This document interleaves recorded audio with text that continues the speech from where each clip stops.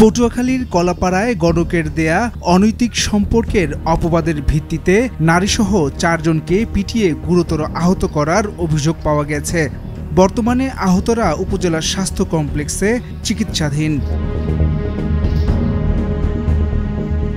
আহতরা হলেন মিজানুর ঘরামি, মেয়ে কলেজ পড়ুয়া লামিয়া, স্ত্রী সাবিনা ও শালিকার মেয়ে।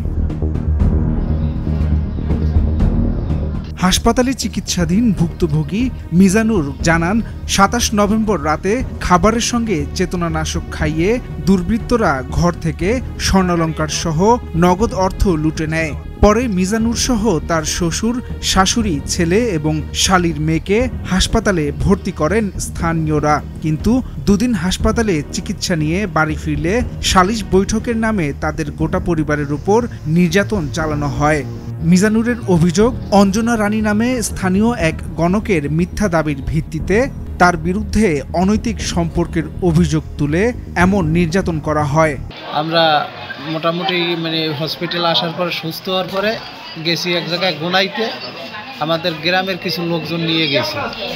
যাওয়ার পরে তারা বলছে যে গেছে তাহলে পারিবারিক ব্যাপার, তাহলে এটা বাড়িতে বসেই একটা ফয়সালা দিন। ফয়সালা কথা কইয়া বেশ ভালো কথা বইছে।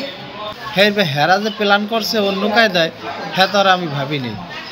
এরপর কথায় কথায় হেরা আমাদেরকে মারধর করা শুরু করে। স্বামীর বিরুদ্ধে আনা অনৈতিক সম্পর্কের অভিযোগ অস্বীকার করেন স্ত্রী সাবিনা।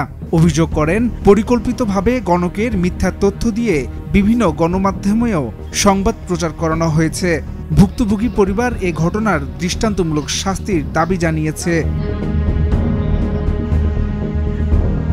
এদিকে অভিযোগ সম্পর্কে গণক অঞ্জনা রানীর কাছে জানতে চাইলে তিনি আত্মপক্ষ সমর্থন করেন। বলেন, কারো অনৈতিক সম্পর্ক রয়েছে কিনা তা গণনা করেননি, শুধু কিভাবে চুরির ঘটনা ঘটেছে তা বলেছেন। এ সময় কোনো প্রমাণ ছাড়া অনৈতিক সম্পর্কের বিষয়টি কিভাবে ছড়িয়েছে এমন প্রশ্নের সদুত্তর দিতে পারেননি তিনি।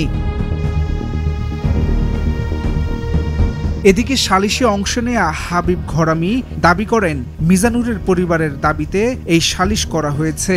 এ সময় মারধরের অভিযোগ অস্বীকার করেন তিনি। কলাপাড়া থানার ওসি মোহাম্মদ জুয়েল আহমেদ জানান, এ বিষয়ে ভুক্তভোগী এক নারী থানায় এসেছিলেন। তিনি অভিযোগ দায়ের করলে আইনানুগ ব্যবস্থা গ্রহণ করা হবে। হাসান শাব্বির, ভোরের কাগজ।